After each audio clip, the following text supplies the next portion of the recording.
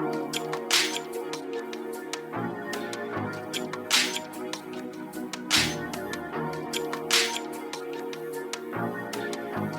okay. So the thing is that, like I said, right from the one, I tell people like I'm not a businessman. I've not have this like I don't really call myself a businessman. I'm an entrepreneur, and my mindset is is focused on solving problems and making money from it. Right. So while we're having issues with experts, I remember there was a friend of mine that the girlfriend just the girlfriend to Ondo State, and he came to say, oh, my girlfriend just came to Ondo State and she wants to start a business and they want to come and meet me just to like for consultancy to see what they can do. So what we're just having conversations, just talking about different business ideas, different problems in the city that they can solve and like. I just made mention of something. I said, as at that time, BDC was not available on the internet. You have to only go to their office or use the POS agent to pay for your BDC electricity. And BDC was servicing about 4 states: Ondo State, Ekiti State, Delta State, and I think Edo State. Yeah, 4 states. So during that conversation, I just said like you can start. I mean, imagine someone just starting something and calling it power plug. So now people can now buy electricity, pay for electricity online on that platform. And when I said that, I just felt like, I mean, this is something, you know. I mean, this is business. And after that conversation, they were more interested in the food business. We talked about that, and I just went back to my team. I said, team, while our engineers are still optimizing our solution in expert, I said we have a side hustle. So what is that? I said power plug. I told them everybody just bought into it like that. I mean, this is fantastic. And immediately that same day, we call our graphics guy, start designing the logo. We open a social media account for it. We open WhatsApp for it. We made an announcement that we are selling electricity. And as at then, we didn't know how to solve it because, of course, if there was API online, you would have seen it online. The first time was that, I mean, this is the secret. The first time I'm talking about this on camera. So there's this POS agent in the estate where we have our office. I went to him. I said, I have a brother who wants to like start this POS business, selling electricity in the neighboring city. That before he gets this, before he has applied for POS, before he get that machine, the terminal machine, he wants to start a business gathering customers. So now, when a customer comes to you, we'll send you the meter number to help him generate that token and send to him. He said, oh, fantastic. So what we were just doing was that when people send orders to us on WhatsApp, on Twitter, on Facebook, on Instagram, we quickly send to that man. The man generated the code for us. I will sell the customer. So what we're just doing there, we're just adding our own area to it. The man was making his money, taking commission from BC while we're making 100 convenience fee. But now people are now enjoying using us. WhatsApp, you can message us, reading of the night, we quickly call this man, we did that. Then after that, we realized that we need to also have that same match. We apply for it. Then the moment we have hundreds of orders, I said to my team, I said we should go more digital beyond WhatsApp. We call in one of our website developer, like, okay, just create something. Then it was manual process. Create a website by who can on the front end fill in their meter information, submit. Then on the back end, we see that information.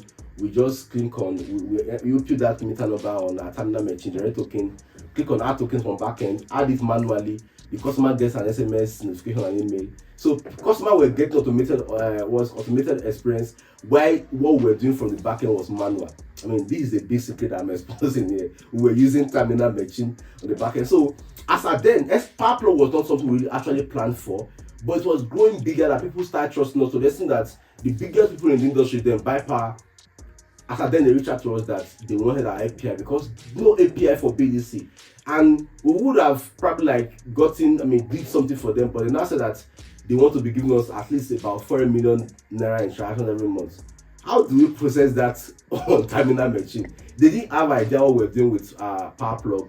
So we had to like delay the whole conversation, tell them about negotiation. Meanwhile, we were scared of taking those orders because we didn't have enough terminal machine. We only have about 2 there, which we believe that we cannot, there's no way we can do that. And because it was more, because of course manual, there are sometimes we make mistakes. Someone like purchase 2,000 electricity, we mistakenly punch 20,000. Those were mistakes that we're making at the lead. But with that, we're able to process over 100 million naira with that manual process before.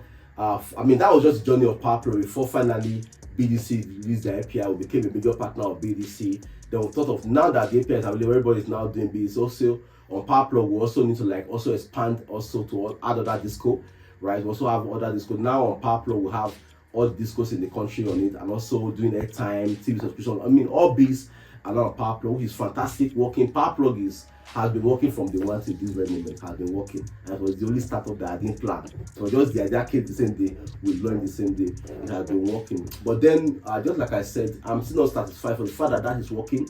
It's more of like a legacy project for me. I mean, it's working. I don't even need to like talk to the team, so there's still need for me to like continue my journey of solving problems. So, but that is just that about PowerPlug. So, personally, apart from like I said, beyond just doing business, I see myself as a solution provider. It's easy for me to identify problems where people are not seeing it and immediately come up with a solution for it. For the fact that I've been on those states, and like I said, I have the love for those states to develop the state. So, and one thing that personally I've always wanted to change in the state is changing that narrative of Ondo State being a civil server state. We want to put those on the global map, which we did with Expert. Fantastic. PowerPlug is going. So I now start having like love for supporting other young and coming entrepreneurs, and also people that have also been there probably like the same time with us. So which personally we started talking to other businesses. I have people coming to my office, talking to me on phone with their business, business, helping them with one or two things about it, solving problems for them, helping them to like pivot, helping them to like scale their business. And at some point again we saw that there is a need for us to like come together in the city. Have like a community, which we discussed with a couple of other people in this the city. Then we started the Ondo State Entrepreneurship Network, which has been great. I think we currently have about over 700 users on the WhatsApp group, which is really engaging. Though there has not really been real activities engaged there, but the group has been engaging. So beyond that community, personally, I've been like a major motivation to a lot of entrepreneurs, because people have seen me from a very long time doing this thing, and for the fact that I'm still there, with all the challenges, Expert alone led me to a depth of about over 40 million naira. That is scary, right? But then for the fact that all of these things were happening, my office getting boggled here and there, and I'm still in that space, still trying to do something. I think that has been a major motivation to a lot of other entrepreneurs who are really looking up to me, sometimes talking to me. And I also have people that I also talk to too that support me. Then we've been doing that. Then for now, personally, like I said, as much as PowerPlug is running, PowerPlug has become my legacy project. I will call it that way.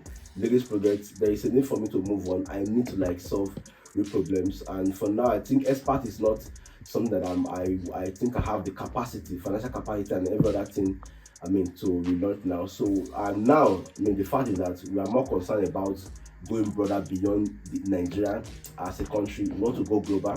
So currently I'm working on a product that I want to make money at the same time. So I want to make money.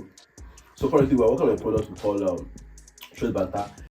Trade Banter is a social media marketplace that enables users, or that is designed for users to be able to like stake on real world events. It's as easy as you staking on if the value of Naira against dollar will go up before the month ends. As easy as you staking on, or if let's say Very Dark Man will be arrested for so thing, if Bobris will be arrested. Anything you can think of, you can stake on election. So what we are saying is that while people are having opinion across all borders, all events happening around the world, on Twitter, on Space rather, on X, on Facebook, you can actually monetize this. Let's make it like an actual thing that you can stake on every event, and that will also help you to like do more research about that. Most of the time we just argue blindly, but now if you're putting your money on that thing, you want to like know much more about it. At the same time, to also help us curb a lot of fraud that is happening in polls, election and likes, right?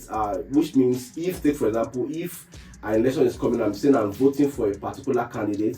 Of course, I also want to I stake on that particular candidate to win that election. Trust me, even if I'm not interested to vote before, I'll go and get my card, my PVC, and vote. And I'll vote for that candidate. And after the election, if our platform is showing that we have about 100 million that voted for a particular candidate, and the actual result is showing something else, that will be questionable, because where you put your money is where your interest lies. So it's going to like put a lot of transparency into those things. At the same time, like help people to have more insights about the everyday event that is happening. So like I said, Trade Banter is a solution we are building now, and we're not just launching for Nigeria, we're launching for the global market. It's going to be a Web 2, Web 3 platform whereby Nigerians can do their normal Naira, whereby the global audience can, for now, access the platform using the cryptocurrency, right?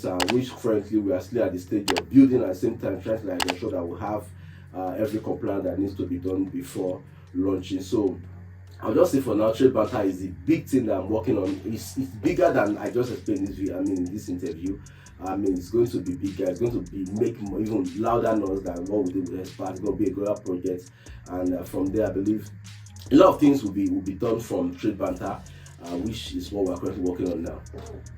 Okay, for me, I think over my journey, like I said, if give or takes, I'm close to 20 years in that space. I started that journey at my early age, and one thing I've learned so far in life is that the first thing I tell people is that, I mean, try entrepreneurs, see, don't get too emotional with your ideas. Know when to pause, know when to pivot, know when to scale. I mean, you don't. Sometimes you tell yourself the truth, right, and try to be authentic. Another major thing about business again is that, see, don't get distracted by passion. Sometimes, of course, we have passion for it, but if you have a particular aspect of your business that is doing well, focus on that aspect. I mean, put more resources to that aspect. If you can, I mean, break through with that aspect, you can now channel that resources to, like, I mean, developing your passion. So, I mean, that is just my advice. Don't get emotional with what you are dealing with. I mean, be real with yourself.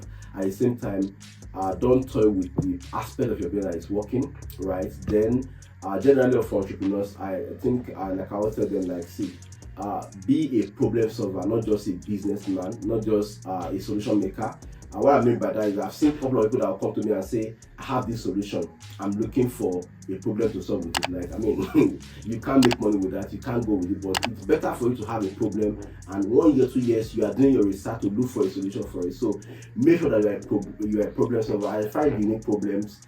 I mean, do your research. Come with a solution for it. And at the same time, lastly, don't be too rigid with your idea. Don't be too greedy, right? Sometimes know what. That's why I said you build yourself. Know the areas you are good at. If there is a need for you to, like, get a co-founder that can handle the other aspect that you are not good at, which will also help you, that reduce the cost of you getting professionals with that. You can. I mean, don't stop by don't stop. Just get a co-founder that can do that aspect, which will also make even investors trust you more. Investors tend to, like, trust more on multi-founders. I mean, two or more founders than even a solo founder, right? So, I mean, just be true to yourself. Don't be emotional.